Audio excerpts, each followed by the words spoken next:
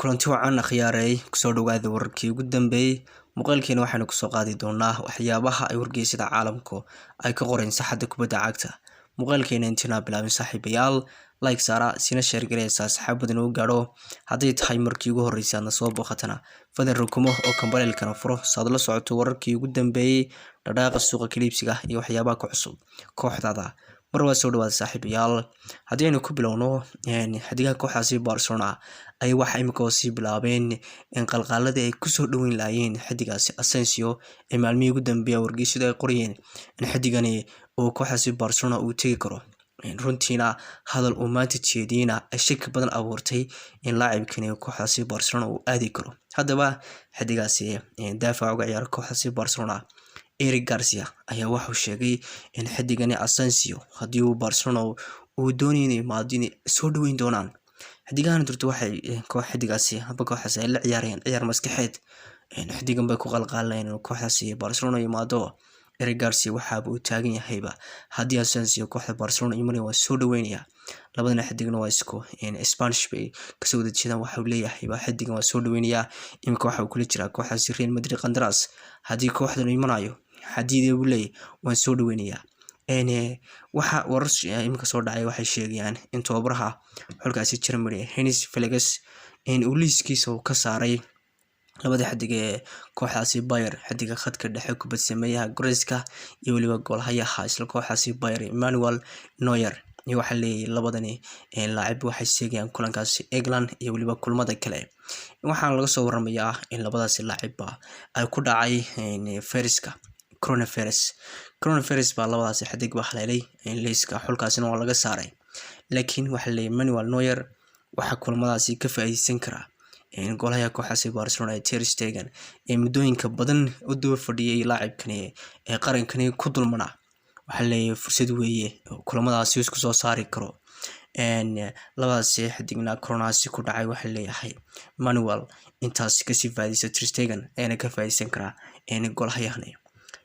Eriksen oo ka hadlaya waqtigii koobnaa ee booska farabadan oo ka ciyaaray arrinkaas oo aad la yaabay. Eriksen waxa uu sheegay waraysi uu bixiyay waxa uu ka waramayay booskii farabadnaa ee uu ka ciyaaray. waxa uu markii koobaad waxaan ka ciyaaray weerar haddana khad dhexe waliba khadka dhexe ee daafaca.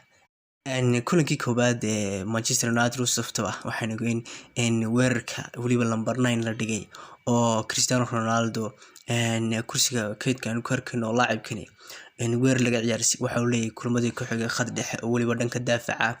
laakiin waxa uu laacibkan u xusay kulmadii ugu dambeeyay laga ciyaarsiiyay in positionka number 8ka. waxaanu sheegay in booskaasi uu aad ugu faraxsan yahay oo ku dareemay deganaansho.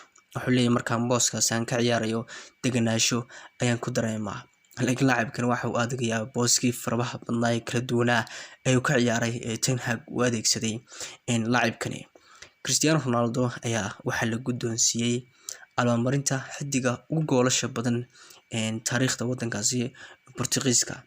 CR7 ayaa wadankaasi u maamusay oo abaalmarintaasi la siiyay. runtii waa xadiga ugu goolasha badan leh taariikhdaasi wadankaasi Portugiiska ka kale oo Portugiiska dhammaan xul gool loo dhaliyo oo laacibka ugu badan goolasha ugu badnaa ee xul loo dhaliyo uu dhaliyay. dhawaan waxaan ogeyn in Alial Daci uu jabiyay rekoorkiisa. waa runtii waa laacibka dhankaasi laga wada u dhufanayo haddii ay xul noqoto iyo guud ahaan kubadda cagta waa isaga iyo Messi. runtii waa xadiga ugu goolasha badan leh kulamada caalamiga. runtii waxa la yiraahdaa Bale ayaa ka gool badan laakiin Bale dhibta taagan waxay tahay waxa loo tiriyay inta badan goolal kulamo saaxiibtinimo goolal aan kulamo caadiya goolasha kulamada caalamiga goolasha aanu uu ka dhaliyay ayaa runtii loo tiriyaa. markaasi haddii sida caadiga la eegayo Cristiano Ronaldo iyo Messi runtii waa xidigaha ugu goolasha badan leh marka la eegayo taariikhdaasi kubadda cagta goolasha laga dhaliyo. haddii loo eegi lahaa goolasha kulamada saaxiibtinimo ay ka dhalinayaan runtii iyaguna gool badan waa dhalin. laakiin dhibta taagan waxay tahay Bale waxa uu tirsaa kulamada saaxiibtinimo kulamo caalamiya. runtii markaad eegto kubadda cagtuna marka dambeysay xeerarkeeda waa sii adkaanayaan. marka Bale ciyaar jiray offside ma jirin far ma jirin. haddii la eegi lahaa goolashiisa kala badh ay ka goylaan qaar far noqon lahaa qaar kulamo saaxiibtinimo laakiin sida caalamiga marka la eego xidiga ugu goolasha badan taariikhda marka la eegayo waa Cristiano Ronaldo, ka kusoo xigaana yaa kale waa Lionel Messi. waka xulkiisu waa boqoreen oo kaasi waxay siiyaan abaalmarinta xidiga goolasha badan taariikhda wadankaasi Boortaqiiska. sidoo kale Ronaldo waxa uu ku guuleystay abaalmarinta loo yaqaano Queen's d'Or sanadkan 2022 isagoo noqday xidiga abid ugu goolasha badan leh. sidoo kale FIFA ayaa waxay siisay abaalmarin khaas ah oo horaantii sanadkaniba ay siisay Ronaldo hadlaya ayaa waxa uu sheegay inuu ku faraxsan yahay abaalmarinta la siiyay, runtii ay tahay dhiirigelin. Ronaldo waxa ku sii jira xirfadiisa meelihii ugu dambeeyay waa gabaabsi, goolashiisa waa soo yaraadeen iminka gabaabsi uu sii maraya, markaasi waxa uu sii xaabsan karayo abaalmarinaya ayuu sii urursanaya. wakaasi iminkan waxa la siiyay abaalmarin kale Alexander Isak, xidiga dhawaan yimaada kooxda Newcastle United, isaguna waxa uu dabaaldegay dhalashadiisa 16aad. xidigani dhalashadiisa 16aad ayuu dabaaldegaya. laacibkaasi da'da yar kooxda Newcastle United sanadkani ay kula soo wareegtay dhaqaalaha waalida 70 milyan ay kula soo wareegtay, waxaana noqday lacagtaas ay kula soo wareegtay lacagtii ugu badneed ee Newcastle ciyaartii kula soo wareegto. sidoo kalena Real Sociedad lacagtii ugu badneed ciyaartii ay ku iibiso.